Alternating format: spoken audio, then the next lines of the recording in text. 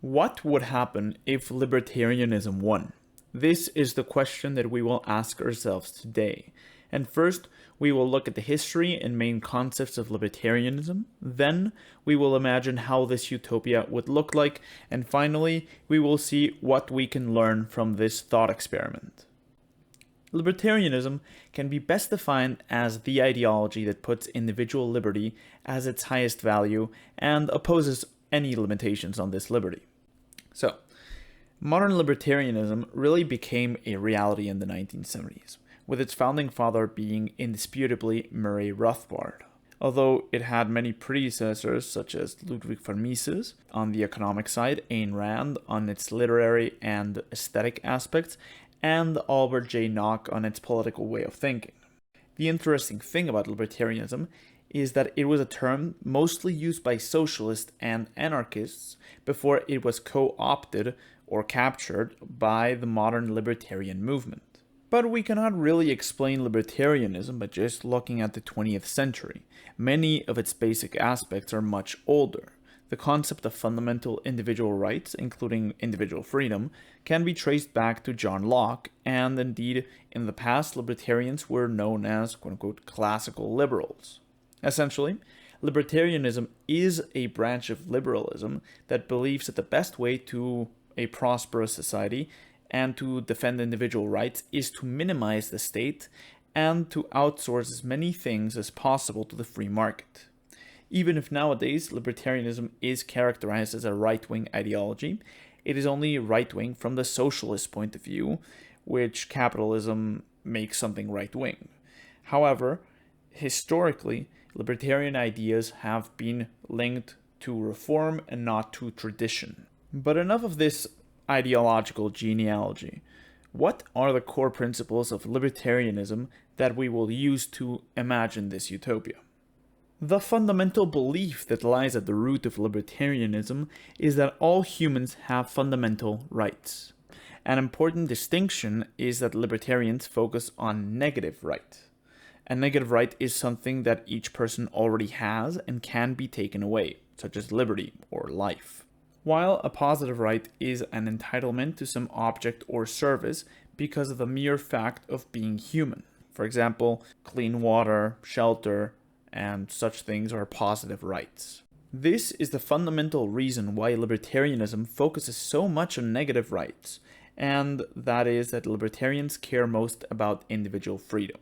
And they believe that if all negative rights are respected, everybody will be free. However, there is one big exception to this, and that is property, which they see as a fundamental positive right to be respected. Libertarians do have the stereotype of being very touchy about anybody restricting their negative rights. For example, in the Libertarian debate of 2012, most candidates were against the idea of driving licenses. Should someone have to have a government-issued license to drive a car? Hell no! What's next? Requiring a license to make toast in your own damn toaster?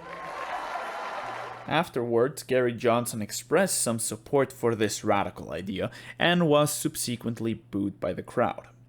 Although this might be slightly silly, it does reveal a very big concern that libertarians care a lot about negative rights and about the state encroaching on them. For libertarians, the biggest threat to their rights is the state telling them what to do and threatening them with arrest if they do not comply.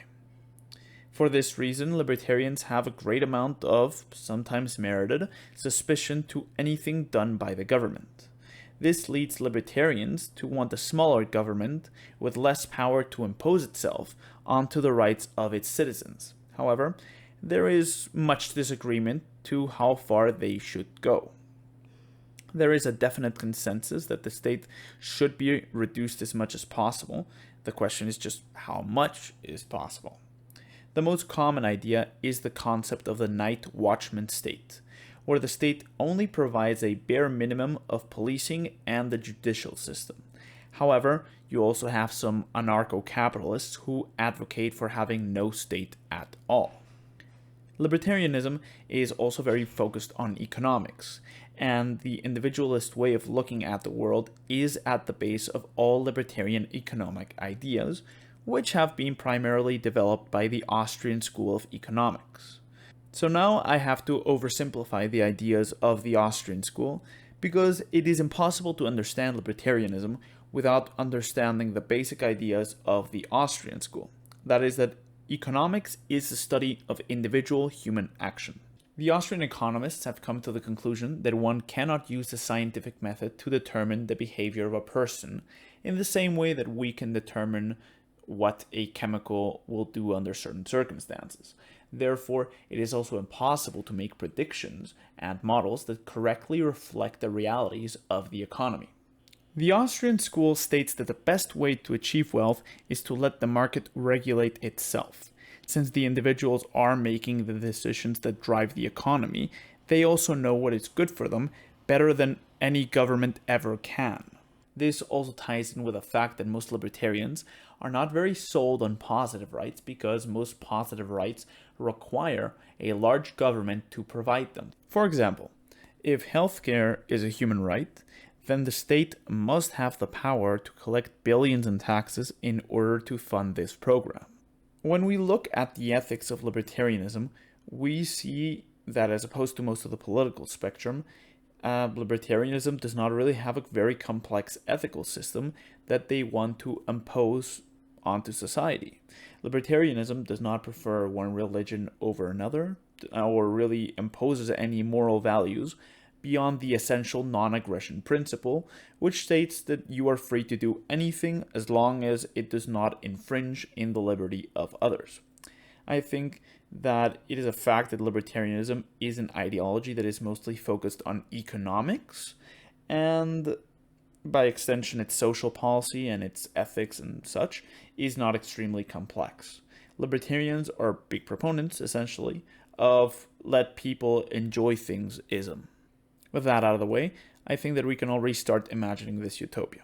But just remember that this is a utopia. It's not supposed to be realistic, it's supposed to reflect the perfect vision of a society from a libertarian point of view. So a libertarian paradise would, of course, be a society where each individual would enjoy total freedom, with the only boundaries being the rights of others. In a very real sense, most libertarians believe that a society has a great amount of human potential that is shackled by the restrictions on individual liberty. In this utopia, the free market would lead to entrepreneurship and fair competition between corporations that would lead to a sort of hyper-efficient economy. This would be something that would be in constant change and where no monopolies could form, because they would sooner or later be outcompeted by smaller and more efficient companies. The basic concept is that through the free market, everything can be optimized, and this will lead to a state of prosperity for everyone. This economic prosperity would be driven by corporations and startups.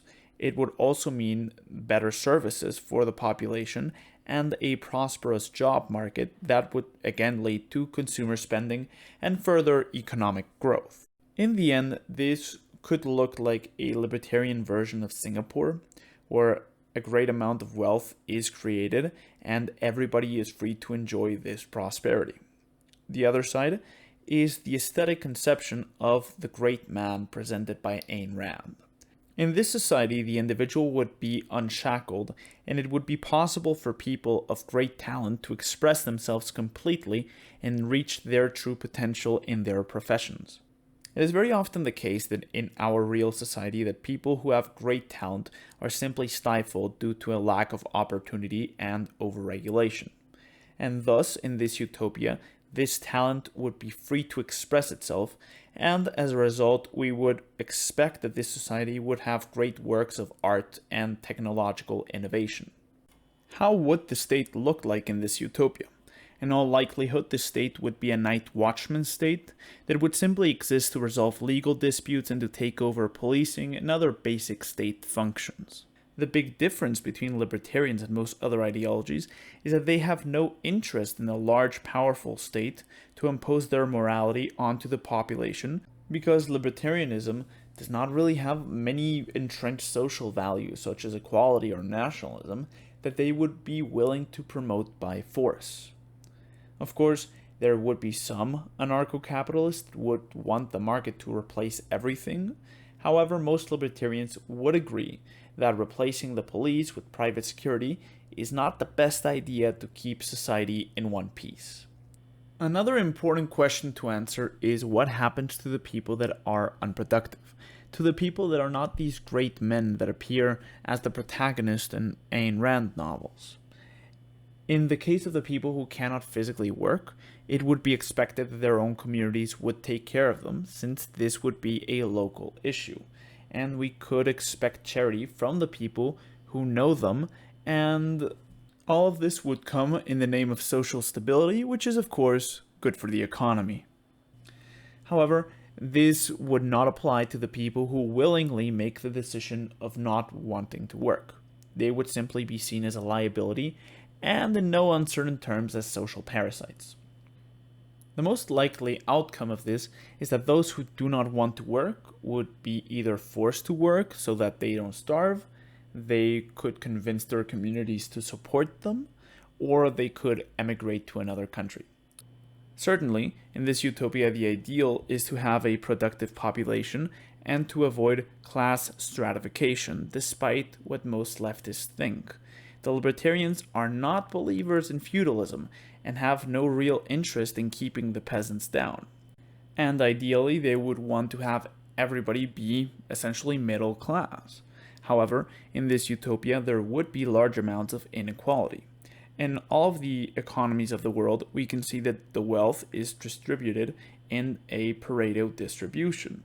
The only difference is how steep this curve is, and without any state mechanisms to prevent a steep curve, it is very possible that one could form. Inequality would lead to social tension, and if this utopia is to last, it would have to make sure that inequality does not rip society apart, because that would, of course, hurt the market. Finally, to finish up on social policy, I would not really see much government involvement in imposing restrictions based on immorality. For example, we could really expect little or no regulation of drugs. The instinct to prohibit drugs comes from the belief that they are immoral, that they are bad. However, to a libertarian, taking or not taking drugs is a person's own free choice. We could only really expect laws to be there to protect the freedom of its citizens and safeguard their property, but nothing else. In this essay, I also want to address something that I feel that I have neglected on the other ones, and that is the question of what sort of person is attracted to libertarianism. Essentially, what are its ideological clients? As a general rule, the people who support a specific ideology support it because they believe that the triumph of this ideology will raise their social status. An easy example to see is that most current socialists are university educated but hold useless degrees. In the case of libertarianism, the people who are attracted to it are ambitious and talented people who are economically successful, but not so much so that they actually have contacts in government.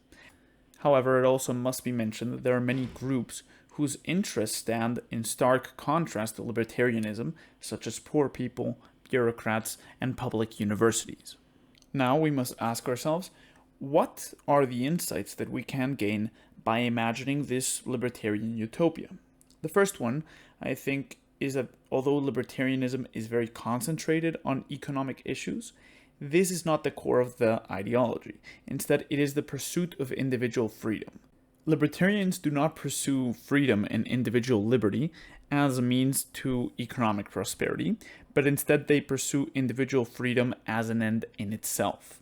If you offered a libertarian to live in a society that was extremely wealthy, but also had great restrictions on individual freedom, such as maybe Singapore, he would most likely reject it, despite being the stereotype of a greedy capitalist. When one pursues freedom as an end in itself, the question follows: what happens when individual freedom and other values clash? For example, what happens when people decide to use drugs and essentially kill themselves with the help of fentanyl? If freedom is your goal, you will not restrict the actions of others, even if they harm themselves, because that is still their choice. If instead your highest value is not freedom, but the health of society, then you will inevitably restrict the freedom of some people who want to use drugs in the name of their own good. Both arguments are rational if you agree with their presuppositions. The issue is that most people do not hold freedom as an end in itself, but see it as a means to a higher standard of living.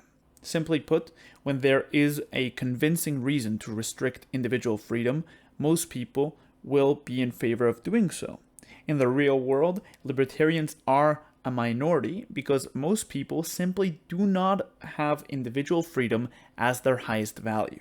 Because they are in the minority, libertarians will also find themselves in a position of political powerlessness within democracies. Most of the people who will vote for policies are not libertarians, and this is the real reason why the libertarians really hate the state. The state is viewed as the enemy because the state has never been libertarian. I doubt that this animosity would continue if the state adopted libertarian ideas. So if libertarians truly wanted to achieve power, there would only be two ways to do so. They would have to convince a majority of people that freedom should be their highest goal, or a libertarian minority should take control of the state and impose its ideology onto an unwilling majority. Libertarians normally tend to opt for the first option, but so far this has produced poor results. Very poor results. But why is this? Why does it seem that almost nobody is interested in freedom as an end in itself? I believe that there are two reasons for this. I would say that freedom as an end in itself presupposes security. The people who most want to have freedom are the people who are secure economically and secure physically. However, as a general rule, the people who are not secure physically because of crime or war, or secure economically because they are wages or because they are simply poor, will vote for measures that decrease their freedom but increase their own security. It takes a very special kind of character to say that they would prefer freedom to security. Most people think that they are in this category, but fear is a powerful emotion and it leads to people preferring security. However, the main reason why libertarianism is not popular is that libertarianism is fundamentally an ideology that cannot organize effectively. Political success requires coordination, and coordination requires organization. If an ideology wants political success, they have to have an organized party with organized interest groups and a larger strategy. For example, the communists are great at this. Even though the Bolsheviks only got 23% of the vote in 1917, they were organized enough to beat the shit out of all the opposing forces in the Russian Civil War. In contrast, libertarians are terrible at organizing because their ideology is fundamentally individualistic. Individualism and effective organization are always at odds. Even when libertarians have popular support, they are too unorganized to capitalize on it and will spend the entire time squabbling about driver's licenses or who should build the roads. Libertarianism behaves in a similar way to whale cancer. Whales very rarely have cancer because once they have cancer, their own cancer will get cancer and the subtumors will kill the original one. I think that we can see the same pattern with libertarian organizations. Libertarians are fundamentally against large organizations, so when they create their own large organizations, these will probably disintegrate and not be seen as truly libertarian by their followers, and therefore organization would be impossible. This leads us to the fundamental reason why this utopia would probably collapse and why libertarianism cannot achieve political success. That is, that libertarians believe in spontaneous order. The idea of spontaneous order is that order can arise from a society without the need of a centralized authority. For example, this concept applied to the economy will lead to the idea of the free market. However, libertarians apply this to almost everything, including political organization. this idea is generally right when we are talking about a group of decent, honest, and honorable people. In upper middle class suburbia, we do see spontaneous order developing, and if everybody in our society was honest and honorable, we could probably do without police or even the state. The issue is that this can only happen in middle class suburbia, and it happens nowhere else. So I think that the biggest problem in the theory of libertarianism is that they are still on their Rousseau trip. This is not a problem unique to libertarianism. Many other Enlightenment ideologies have been shooting themselves in the foot for a long time because they believe that humans are fundamentally decent, and if you just leave them in peace, they will create spontaneous order instead of absolute anarchy. If libertarians would come to renounce their optimistic view of human nature, they would have to come to a terrible conclusion. All individuals want to have freedom for themselves, but this does not mean that all individuals want others to have freedom for themselves. What does libertarianism say to those who have no concerns violating the freedom of others for their own benefit? Can we go back and talk to Genghis Khan or Attila the Hun and tell them that they should respect the non-aggression principle? Would they listen for a single second? When we take off the Rousseau glasses and look at history for what it really is, we realize that the biggest threat to individual freedom is not state encroachment, but the human inclination for violence and anarchy when given the opportunity. So far, we have not seen much of this spontaneous order in Somalia or in Haiti, and I suspect that applying libertarian principles to these nations will do little to stop the thousands of Kalashnikov-wielding little tyrants from taking away the freedom of those who lack said Kalashnikov. I think that libertarianism can be best understood as an ideology that has its roots on people who are moral and talented and want to unshackle themselves from the restrictions on their individual liberty and ultimately want a free society. However, like so many other ideologies, it is dashed against the immovable rock of human nature. As long as Hobbes does not come into this equation, it will remain an admirable, although unsuccessful, suburban pipe dream.